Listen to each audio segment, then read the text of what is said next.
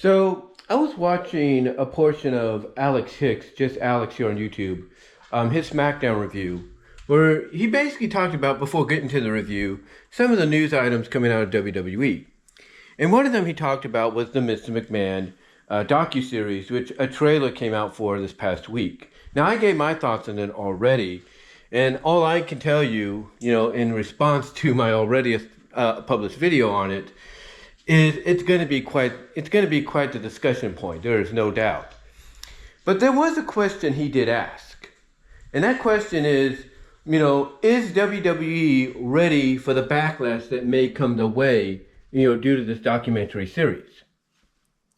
Because he did note, courtesy of Brandon Thurston at WrestleNomics, that according to Netflix itself, or the information he got from Netflix itself, that the disclaimer they're going to put out is that a lot of these interviews take place before, in between, and afterwards.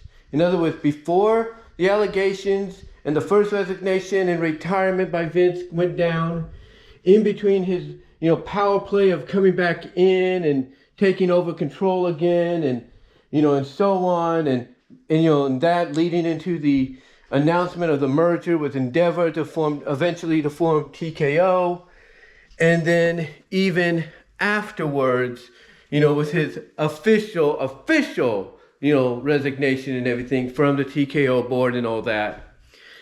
Pretty much Thurston, at WrestleNomics, made it clear that this disclaimer is going to be put out, I'm assuming, before every episode, which all 6 of them will drop simultaneously on the same day when Netflix debuts this on September 25th. Now, with that said, why is the question, that Alex, is asking, relevant? Why should, in his opinion, should WWE be ready for the backlash, they may get? Well, first of all, he did say at the end of his discussion for this, before he went into his SmackDown review, he did basically, tell people that he believes WWE is going to be fine. That they're going to face some backlash. They're going to have some questions that people are going to want answers to and explanations to and all that. But at the end of the day, they'll be fine. He even, this being Alex, even feels that Netflix pretty much has already made WWE and those at WWE and TKO, by extension, aware of what's going to be in the documentary, when it's going to come out, and so on. Now, I'm going to add to that by saying I also believe that those within WWE that pretty much got, prepped for this, if you will, by Netflix, probably already got an advanced screening, so that way they can be prepared for any answers and explanations they may have to give should, a lot of questions come out of this, after it airs. And, I think, and I do agree with Alex, I think they will be fine. And from what I saw in the live chat during his review, a lot of people feel the same way. But again, why would anybody ask this question? Well, it's because mainly a lot of the talking heads here have associated with Vince. I mean, you're going to have Vince talking as well in this, but all of them, from Triple H to, people like Jimmy Hart and others, they're all going to be, I think even they got Hogan maybe, I'm not really sure. We'll have to see if they did or not. But these are people these people that they talk to, mostly like, let's say, family members, they're going to, essentially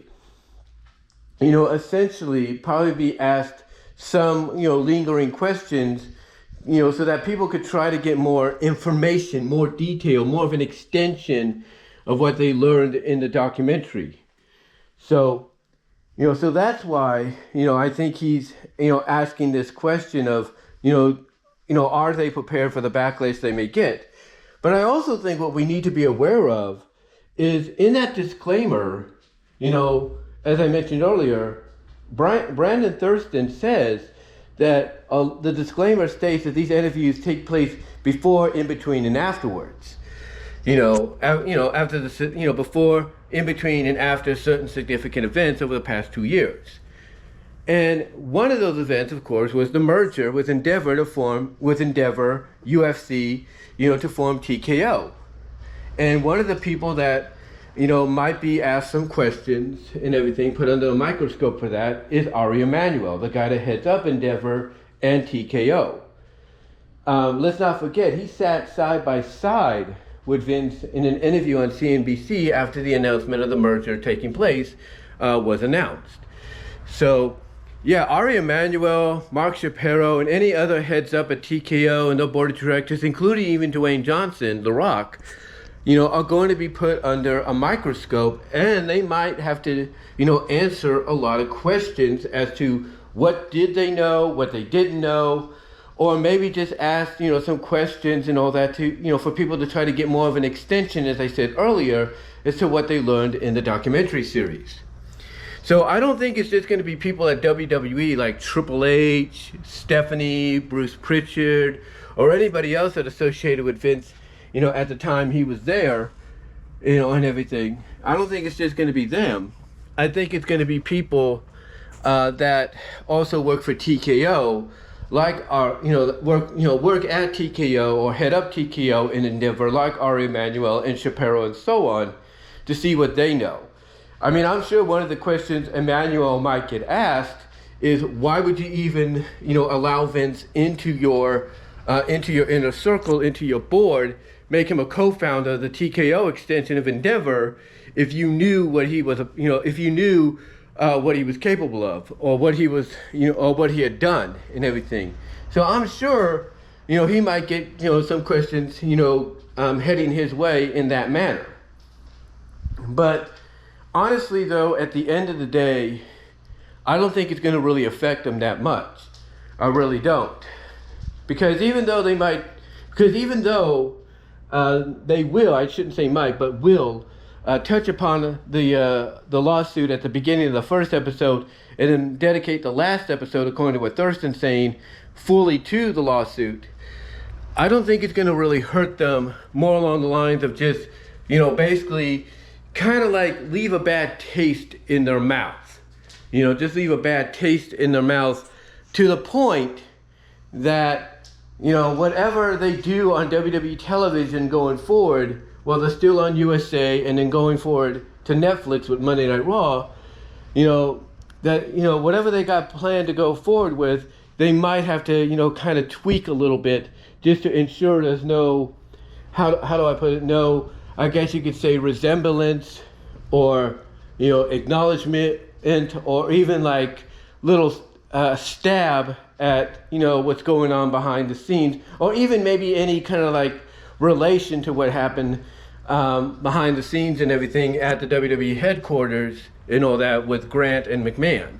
So, yeah, I think that's going to be probably the only thing that they might get asked, questions and everything. They might get asked some questions to where, again, as I said earlier, they probably already have answers and explanations set up and ready to go for said questions. But like I said, they're also going to have to be a little careful about what they present on television going forward, to ensure that whatever they allude to or whatever they acknowledge, doesn't have any ties or even acknowledge Vince himself. Because for example, I've got a feeling they might talk to CM Punk and say, Punk, if you allude to Vince, or you're planning to allude to Vince again in one of your future promos, don't do it, please. Try to tweak it, because we're trying to avoid it. And I'm sure he might. I'm sure Punk will be like, okay, no problem, I'll tweak it, so I don't allude to him, but I'll allude to something similar, not directly to him, if you will. But we'll see what happens. We'll see what they do. But honestly, I do agree. I don't think WWE, or by extension TKO, is going to face any negative backlash going forward. I think what's going to happen, though, is they're going to be very careful about, about how, this subject, is brought up, is acknowledged, maybe alluded to on screen. They're going to be very careful. They're going to be kept under a microscope, if you will, so that way, they could try to keep themselves clean going forward as they move to Netflix, next year. on January 6th. So I don't think anything really bad is going to come from it. Again, I think the only people that might get asked some questions, right up front, could be Triple H, could be Stephanie, could be Shane, maybe even Linda to an extent, and maybe even, if not especially, someone like Bruce, and Laurinaitis might get asked some questions. But I can also guarantee that along with them, people like Ari Emanuel, Mark Shapiro, The Rock, Dwayne Johnson, those on the TKO board and Endeavor board are going to be asked some questions as well as to what they knew about the whole situation, with Vince, and what they, and why they didn't, divulge that information.